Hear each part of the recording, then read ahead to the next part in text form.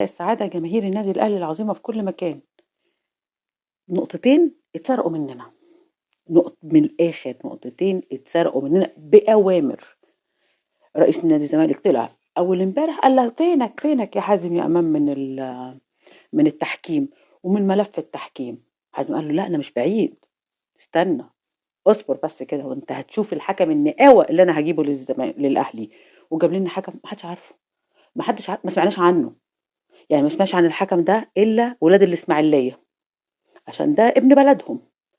جايب في مباراة في منتهى الحساسية زي دي حكم محدش سمع عنه في طبق اليوم خالص، اسمه وليد عبد الرازق. ايه امبارح حذرت وقلت جالي تحذيرات من اصدقاء مقربين جدا ليه ومقربين ليا، ناس عارفينه كويس جدا، قالوا لي حذري إدارة النادي الأهلي، الحكم بيكره الأهلي كراهية غير عادية زي تقريبا 95 أو 98% من شعب الإسماعيلية. فأنت بقى جاي في ماتش كله، يعني ماتش حماسي جدا، ماتش أساسا طار زي ما أنا بقول لكم هيفضل طول عمر ماتش المصري والأهلي لحد يوم القيامة طار. ما ما هو أنت عندك شهداء، عندك طارك بتاخده في الملعب. فالنهارده لأ، ما أنت هتنزل بقى تاخد طارك في الملعب، لا، لا، لأ، ده أنا هانكد عليك. أولًا الأوامر ما إن فرق النقط بينك وبين الزمالك وفيوتشر وبيراميدز، طبعًا الزمالك الأهم يعني، ما يزيدش عن ال4 نقط، لو بقوا 5 ماشي، بس ما يبقوش 7 ماشي، فابعت مين، ضبّط، ضبّط. هو بقى ندى قال لي: "يا حازم يا إمام، إحنا بقى يعني إحنا مش طالبين منك يا بركات أنت ولا يا درندلي حد يجاملنا، إحنا طالبين عدالة، إحنا بالتحكيم الأجنبي بنفوز، هاتوا لنا حكام أجانب بنفوز."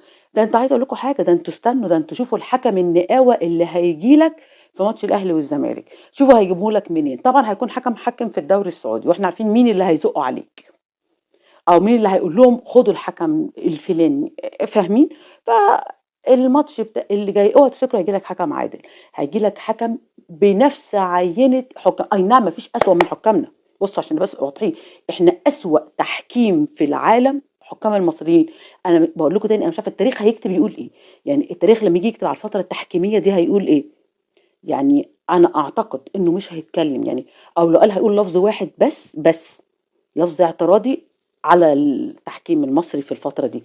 أسوأ فترة عاشها التحكيم المصري أعتقد هي الفترة دي.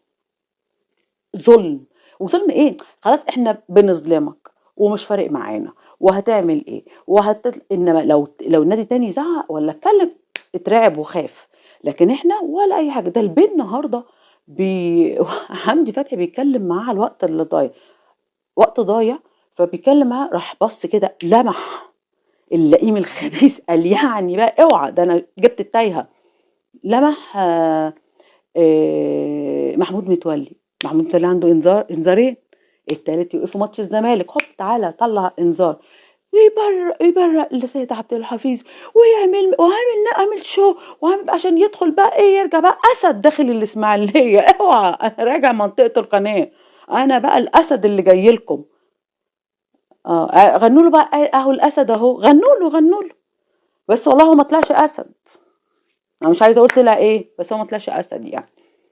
المهم ان حضرتك قدام حسام وابراهيم سيامي يا روحي، سيامي ما بينطقش وباصص كده وخجلان وحاجه كده فظيعه قدام سيد عبد الحفيظ.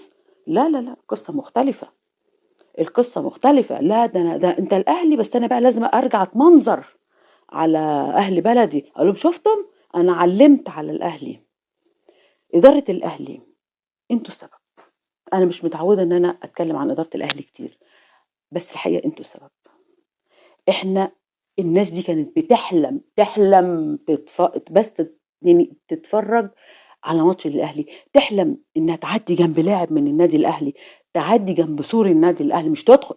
دول ما يدخلوش، الاشكال دي ما تدخلش عندنا جوه النادي الاهلي، لا دول في ناس كده في المنظومه الرياضيه كانت تحلم كده ان بس يسلموا على لاعب في النادي الاهلي، يسلموا عليك يا محمود يا خطيب.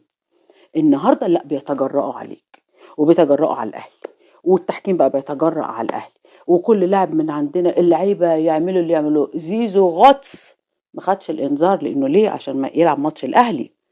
انما الحكم 4 ضربات جزاء. انا يعني هم 3 او 4، يعني هم اللي انا متاكده انا مش شايفاهم كويس 3. في كلام على ان في 4 ضربات، اوكي 3 ضربات جزاء او 4 ضربات جزاء ما فيش. ده فيهم ضربه جزاء لقفشه، ده محضر، ده مش دي محضر، دي محضر، ده محضر رسمي. ده يتقبض على الحارس، مش ناخد فيها ضربة جزاء. الحكم ما بيتكلمش والفار ما بيتكلمش، يعني لا الحكم ولا فاره بيتكلموا. اسفة فارو اسفة الفار. اه ما بيتكلموش. الخرصة بتاعت الاعلام عند التحكيم عند الكل. ادارة النادي الاهلي احموا الفريق، احموا اللعيبة، مش هينفع كده، مش هنقدر نستحمل اكتر من كده. حماية النادي الاهلي مش هتيجي الا من الادارة. انتوا اللي مطلوب انكم تحموا اللعيبة. اللاعب النهارده في النادي الاهلي لو حس ان ظهره في الحيطة مفيش حد ساندها وراه، كارثة هيفلت منك. اللاعب النهارده اللعيبه يعني خايفين يعترضوا، خايفين. تخيل لاعب النادي الاهلي اعظم كيان النادي الاهلي، انا لعيب في النادي الاهلي اخاف اتكلم مع حكم؟ ما حد بقول لكم والله ما حد سمع عنه حتى في طبق اليوم. تخيل لما لعيبه الاهلي توصل ان هم خايفين يتكلموا مع الحكم. لا دي كارثه. لا احنا مش ده مش الاهلي، احنا مش ضعاف يا جماعه. احنا ما بنقولش هناخد حق مش حقنا او هنتكلم بقله ادب. لا انا ليه 3 ضربات جزاء او 4 ضربات جزاء تديهم لي؟ ده انت ده كل الفاولات كمان اللي على المنطقه ما بيحسبهاش خالص. هوا شادي يقول له اتشددت يديله انذار. لعيبه بتاع المصري نازلين اولا هم منتهى الغل، بما فيهم حسين السيد للاسف اللي كان لاعب في النادي الاهلي. في لعيبه فعلا الحمد لله انهم مشوا من النادي ده، ما يستاهلوش كانوا يقعدوا في النادي الاهلي، منهم انت يا حسين يا سيد. اللعيبه بتدخل على لعيبه الاهلي، انا داخل عارف كويس قوي ان انا ظهري الحكم بيحميني ضرب وبيدخلوا على الرجلين وبيدخلوا بمنتهى القوه ومنتهى العنف. لا في لاين مان بيتكلم ولا في حكم بينطق ولا اي حاجه ولا حاجه خالص، لانهم عارفين كويس قوي هم حمايتهم مين. للاسف احنا بنعيش في منظومه رياضيه ولا ابشع ولا افسد. يعني الحقيقة بقت حاجة عار. احنا أسوأ منظومة رياضية على مستوى العالم كل بلا استثناء، كله. أدغال إفريقيا أحسن مننا وأنظف مننا مليون ألف مرة، مليون مرة أحسن مننا. احنا بجد إدارة النادي احنا مش هنستحمل أكتر من كده. احنا ساكتين وعمالين ندعم، بس إن الأهلي يضيع حقه ويبقى الأهلي في الملعب اللعيبه خايفين لعيبه النادي الاهلي بقوا خايفين يتكلموا. لا ده غير مقبول، مش هنقبله لا من الاداره من غيره. مش هنقبل ان الاداره تخلينا ابدا مطاطيه او ناس تخلي لعيبتي خايفه. يعني ايه لعيبه النادي الاهلي؟ يعني ايه لاعب النادي الاهلي خاف يكلم حكم؟ يعني بقول لكم حكام يحلموا يعدوا قدام النادي الاهلي. ايه ده؟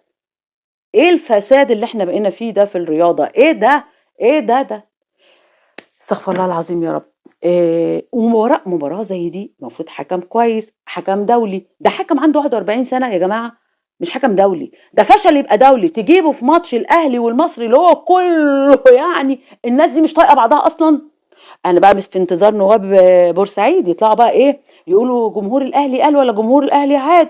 وطبعا رابطة الاندية بتاعتنا الجميلة العظيمة اللي فيها عماد متعب هتوقف طبعا جمهور النادي الاهلي، هتقلل عددهم قبل ماتش الزمالك اي حاجه. بس انا عايز اسال كابتن عماد متعب اللي في الاعلام اللي بيقول ان الحكم عمل وسوى. يقول ايه للكابتن عماد متعب بتاع رابطه الانديه اللي بيوقف الجمهور وبيعاقب النادي الاهلي وهو اساسا اللي في ظهر الحكام وهو اللي مقوي الحكام على الاهلي؟ بتقول له ايه يا كابتن عماد؟